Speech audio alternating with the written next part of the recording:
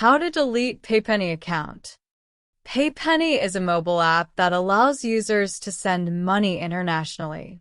With zero transfer fees, high exchange rates, and fast delivery.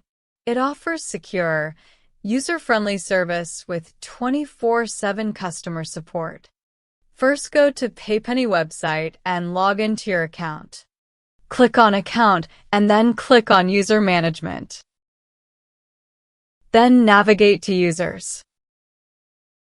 Click on Edit User. Unselect the owner role. Click on Save Changes. You're requesting to remove the owner role. Click on Remove. The owner removal request will be sent out and your account will be deleted. That's it. Thanks for watching.